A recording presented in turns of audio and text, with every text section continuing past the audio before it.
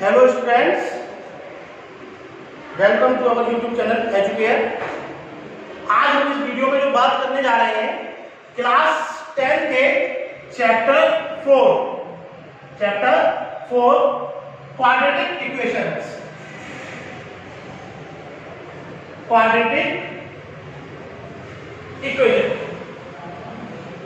Okay, जिसमें हम बात करेंगे आज नेचर ऑफ रूट्स की। नेचर ऑफ रूट्स यानी रूट्स जो होते हैं उनके नेचर के किस तरीके के होते हैं, किस प्रकार के होते हैं, उसके रूट्स की आज हम बात करेंगे इसमें। ठीक है, तो देखिए जो रूट्स होते हैं, जैसे मैंने आपको बताया तो रूट्स फाइंड करने के हमने मेथड जो पढ़े थे, एक फैक्टराइजेशन मेथड पढ़ा था जिसको हम क्या बोल रहे थे, मिडिल टर्म स्प्लिटिंग थ्योरम से जो हम कर रहे थे। दूसरा हमने कंप्लीटिंग द स्क्वायर मेथड पढ़ा था और हमने पढ़ा था एक फार्मूला क्वाड्रेटिक फॉर्मूला, जिसे हम क्वाड्रेटिक फार्मूला बोलते हैं। तो क्वाड्रेटिक फार्मूला जो था हमारा वो था x is equal to minus B plus minus root B square minus 4ac upon 2a। ये हमारा क्वाड्रेटिक फार्मूला था जिससे हम क्या कर रहे थे, रूट्स फाइंड कर रहे थे। और यहाँ ये प्लस माइनस जो ये दो साइन लगी है वो इसलिए लगी है कि क्वाड्रेटिक इक्वेशन है तो कम से कम दो रूट्स होंगे। ठीक है ना, तो एक बार पॉजिटिव से निकालते हैं और एक बार नेगेटिव से निकालते हैं। और ये ABC कहां से आती है, वो जो क्वाड्रेटिक इक्वेशन की जनरल फॉर्म होती है, जनरल फॉर्म इक्वेशन होती है ax² plus bx plus c is equal to 0। ठीक है ना, तो a b और c ये वैल्यूज होती है जो हम इसमें पुट करके निकाल देते हैं और हम अपने रूट्स फाइंड कर रहे थे।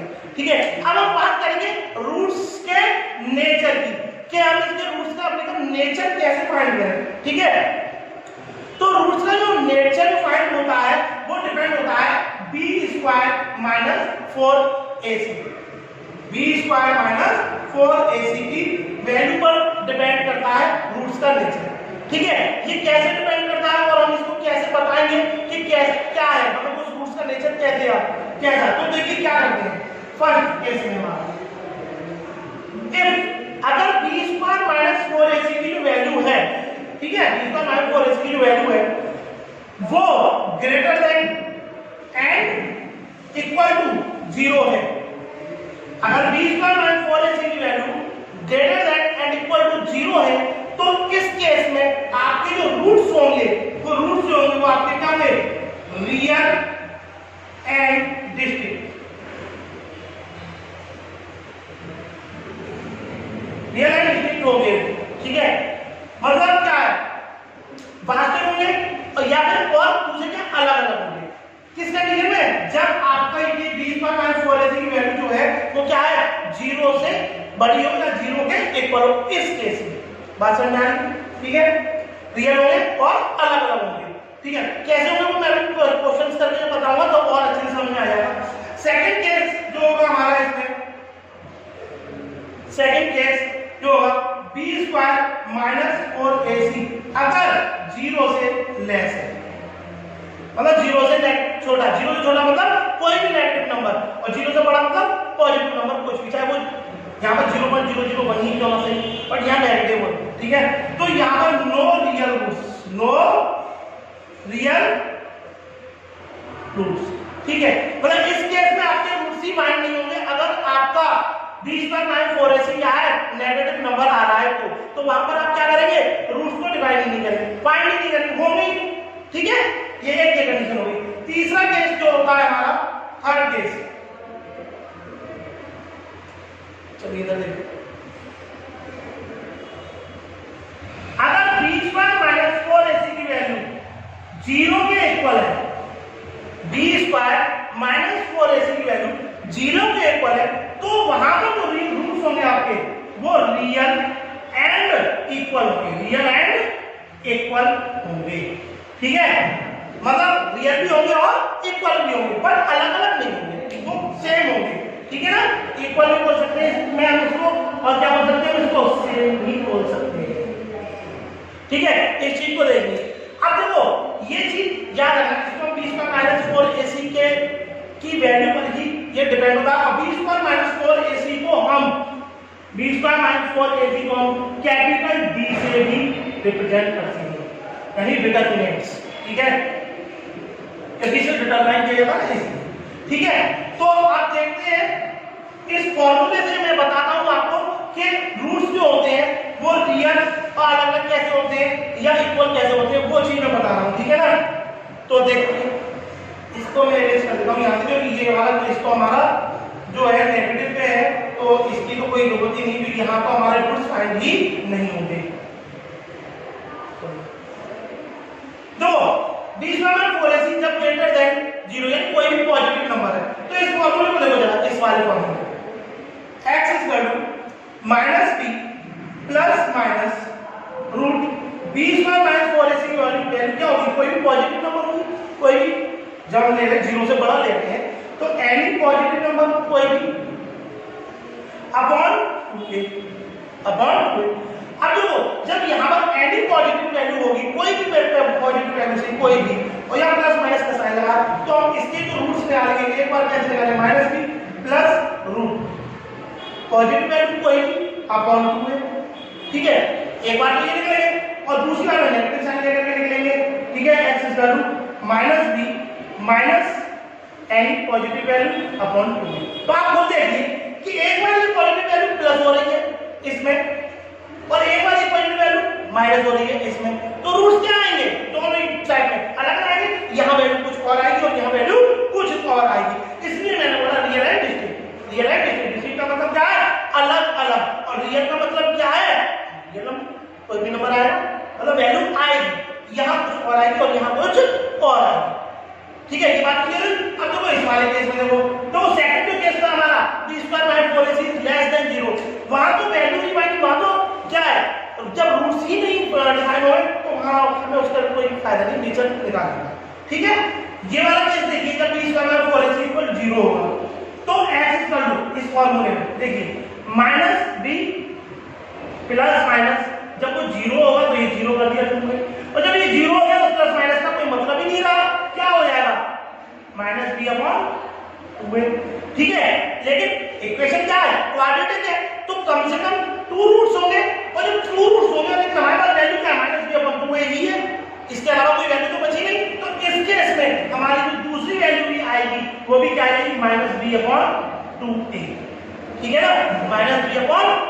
तो यहाँ पर हमारे क्या हो जाते हैं, रूट्स क्या हो जाते हैं, सेम हो जाते हैं, इक्वल हो जाते हैं, जो हमारे किस कंडीशन में आते हैं, अधिकतर हम देखते थे कि यानी x + a का होल स्क्वायर नहीं बनना है, या x - a का होल स्क्वायर बनना है, ये जो कंडीशन होती है ना हमारे होल स्क्वायर वाली, वो इस कंडीशन में आती है जब B² - 4AC की वैल्यू 0 के इक्वल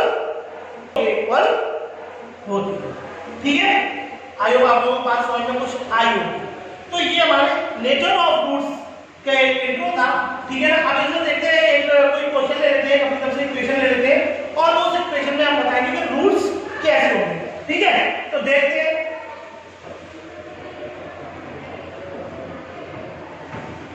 ठीक है, इक्वेशन लेके देखेंगे हम।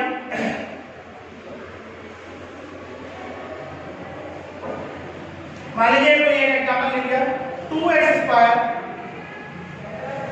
या x² ले लेते हैं, x² प्लस 5x + 6 = 0। ठीक है, ये कोई एक क्वाड्रेटिक इक्वेशन है, और हमसे पूछा जा रहा है भाई इसके नेचर ऑफ रूट्स बताइए। तो हम क्या करेंगे, इसको कंपेयर करेंगे x² + bx + c से। तो ये a की वैल्यू आएगी 1, b की वैल्यू आएगी 5 एंड c की वैल्यू आएगी 6।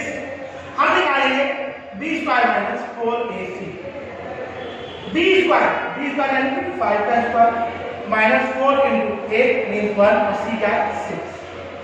25 - 24 कितना आ गया, 1। वैल्यू कितनी आ गई, 1, यानी 0 से बड़ी है। तो हम क्या लिखेंगे यहाँ पर, B² - 4AC is greater than 0, greater than 0। तो इसके रूट्स क्या आएंगे, तो its roots are real। आई बात समझ में, ठीक। अच्छा, अब इसी क्वेश्चन को थोड़ा सा देखो घुमा के मैं ये बोल दूंगा, अगर ये तो अब रूट आएगा, मतलब आप लोग इक्वेशन देख करके ये तो बता ही देंगे कि उसके रूट्स का नेचर कैसा होगा, ये आप आसानी से बता सकते हैं। ठीक है, अब मान लो मैं यहाँ से अगर एक वैल्यू मिस कर दूं, मैंने मान लो यहाँ से ये वैल्यू मिस कर दी, मैंने यहाँ लिख दिया k। ठीक है। और मैंने अब क्वेश्चन घुमा दिया, अब क्वेश्चन को क्या कर दिया, थोड़ा सा चेंज कर दिया। मैंने बोला कि भाई इस k की वैल्यू फाइंड करिए, इस k की वैल्यू फाइंड करिए अगर इसके रूट्स क्या है, रियल, इसके रूट्स रियल है, then find the value of k। तो सबसे पहले वही चीज करेंगे, a equal to 1, b equal to k and c equal to 6, ठीक है। रियल है, इन्होंने बोला है according to question roots are real, तो रियल है अगर तो b स्क्वायर माइनस 4ac की कंडीशन क्या है, ये होगी। रियल है तो या तो 0 के इक्वल या 0 से बड़ी, मैंने ये मान ली 0, चलो पूरी लगा दे, इस तरीके से लिख दे, ठीक है। तो वैल्यू पुट करें, b स्क्वायर यानी k square minus 4ac, 4 into a into c, कितना हो जाएगा, कितना हो जाएगा 24,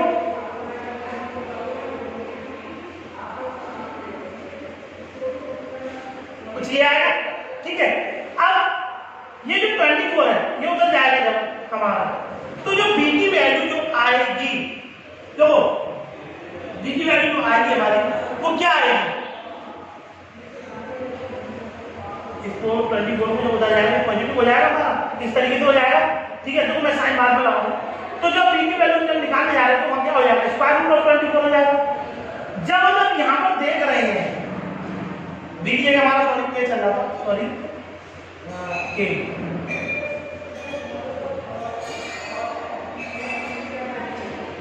k, तो हमारा वो क्या हो जाएगा, स्क्वायर रूट हो जाएगा। और अब स्क्वायर रूट जो आ रहा है हमारा, अब आप देखिए 24 जो आएगा वो एप्रोक्स में आएगा हमारा, किसके 5 के आसपास कहीं आएगा, ठीक है ना। तो इस कंडीशन में हम क्या कर देंगे, जो वैल्यू लिख देंगे वो अपनी क्या लिख देंगे 5। बट ये देखो मैंने आपको अपनी तरफ से एक तरीके से कराया, बट आपके एग्जाम में जब आएगा ना तो एग्जैक्ट वैल्यू के अकॉर्डिंग ही आएगा। हाँ, अगर ये कुछ ये कर देते हम यहाँ पर लिख सकते थे अपनी देखिए, तो k की जो वैल्यू जो आएगी आपकी वो किससे आएगी, ग्रेटर आएगी, ग्रेटर देन जो भी इसकी वैल्यू आएगी, तो ग्रेटर देन। अब आप समझो साइन हमारा जो लगा था कुछ यही तो लगा तब से, ग्रेटर देन इक्वल टू, एक तो चला था greater than and equal to, ठीक है। तो ये 24 जब हम इसका स्क्वायर रूट निकालते हैं तो आप अच्छे से जानते हैं जो क्या है 24 जो है, आप चाहो ये वाला साइन हटा सकते हैं, ठीक है ना, यहाँ के बाद में, क्योंकि ये 0 तो है नहीं, इस कंडीशन में हमने ट्रांसफर किया तो ये तो क्लियर हो गया कि 0 तो है नहीं इसकी वैल्यू, तो हम ये वाला साइन इक्वल वाला हटा देते हैं। तो जब इसका स्क्वायर रूट लेते हैं हम तो 4 4 जा 16, बच्चा कितना है हमारा 8, पॉइंट लगाते हैं, ठीक है, और 2 0 लगाते हैं तो कितनी बार जाता है, लगभग कितनी बार जाएगा, 8 8 64, 8 8 64 एंड 6 70, 9 9 81, 8 लगभग 8, ये मान लो 4.8 के समथिंग जाता है, ठीक है ना। तो जब इसका स्क्वायर रूट आप देखिए 4.8 के समथिंग जब जा रहा है, 4.8 के समथिंग जब जा रहा है और वैल्यू क्या आ रही है, देखो पूरा समथिंग 4.8 मतलब आगे भी जाएगी, अप्रॉक्सीमेट लिख दिया मैंने इस तरीके से। तो वैल्यू जो है हमारी, मैंने बताया रियल होगी, तो वैल्यू क्या आएगी 4.8 से बड़ी आएगी, तो इस केस में a की वैल्यू क्या हो जाएगी 5, देखो। और हमने पहले जो मानी थी इक्वेशन में क्या था 5, ठीक है ना। तो कहने का मतलब ये है कि इस नेचर ऑफ रूट्स पे आपको अगर नेचर का टाइप्स दे करके कोई वैल्यू पूछी जाए तो आप वही कंडीशन फॉलो करेंगे, b square minus 4ac greater than equal to 0 या b square minus 4ac equal to 0। पर मोस्टली जो क्वेश्चन आपसे पूछे जाएंगे वो ये कहा जाएगा कि find the value of k if the roots of given equation are equal में आएगा क्वेश्चन। जो आपका मोस्टली आता है 90% केस में जो आपका क्वेश्चन आएगा वो इक्वल में आएगा, b स्क्वायर माइनस 4ac की वैल्यू जब जाओ 0 के इक्वल हो, ठीक है। आप आसानी से फाइंड कर देंगे, वहां आपको ये इस तरह की कंडीशन का फेस नहीं करनी पड़ेगी। ये तो मैंने अपनी तरफ से दे दिया, बताया आपको कि कुछ कॉम्प्लेक्स चीजें आ जाती है, क्या करते हैं कॉम्प्लेक्स ही दिया आपके सामने, एक कठिन चीज भी सीधे बताओ, ठीक है, इजी चीज ना बताइए। तो आप लोगों को आई होगी चीजें समझ में आई होगी, और इस टॉपिक के साथ ही हमारे चैप्टर फिनिश हो जाता है। नेक्स्ट वीडियो में बात करेंगे अपने चैप्टर 5 की एडी की। ठीक है, ओके, थैंक यू।